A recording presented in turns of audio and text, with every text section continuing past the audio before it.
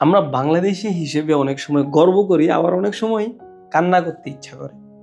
কিছু মানুষের কার্যকলাপ দেখলে বলা কান্না করতে ইচ্ছা করে।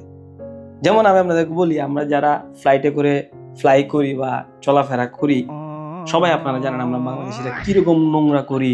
বিশেষ করে অনেক সময় সেটা নিউজে পর্যন্ত আসে যে বাংলাদেশ বিমানের যাত্রী বা বাংলাদেশি প্যাসেঞ্জাররা যখন ফ্লাইটে করে ট্রাভেল করে, তারা বিমানের সর্বত্রই তারা কি ময়লা আবর্জনা কাচ্ছেরা সবকিছু তারা করে।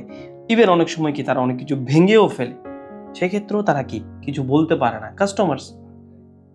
এবং এটাও জানেন অনেক সময় তারা পান খেয়ে থু করে এরকম করেও ফেলে। এখন এগুলো তো আপনি না দেখলে বা না জানলে ডিরেক্টলি আপনারা কোনো অ্যাকশন নিতে পারবেন না।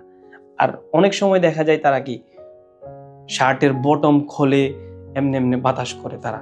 এগুলো আসলে অনেক বিশ্রী, এগুলো আমাদের দেশের জন্য কলঙ্ক বলতে পারেন। যখন অন্য দেশের কেবিন ক্রুরা এগুলো দেখে তারা নিজে নিজে লজ্জাবোধ করে এবং বলে এই জাতিটা কি একটা জাতি। আসলে এই ভিডিওটা বানানোর মূল উদ্দেশ্য বা মূল কারণ হচ্ছে, আমি এখানে একটা ছবি দিচ্ছি। এই ভাইটা দেখেন কিভাবে সে সিটে শুয়ে আছে। এটা কোনো ভদ্র মানুষ বা কোনো ভদ্র সমাজের জীব এরকম কোনোদিন করতে পারে না, কারণ এটা নিয়ম না। যে কোনো জায়গায় একটা স্ট্যান্ডার্ড আছে।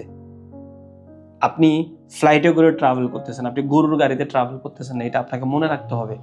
সবার কাছে অনুরোধ থাকবে, আপনারা যারা যারা ফ্লাইটে ফ্লাই করেন, আপনারা বিমানের নিয়ম কানুন বা এয়ারলাইন্সের নিয়ম কানুন সবকিছু মেনে চলবেন। তাদের সাথে সুন্দর ভাষায় কথা বলবেন, যাতে আমাদের জাতির নাম উজ্জ্বল হয়। জাতিকে কলঙ্কিত করার চেষ্টা করবেন না। আর বিমানে স্পেশালি কাঁচরা আবর্জনা নির্দিষ্ট প্লেসে আপনারা রাখুন। পানের থু যেখানে সেখানে ফেলবেন না।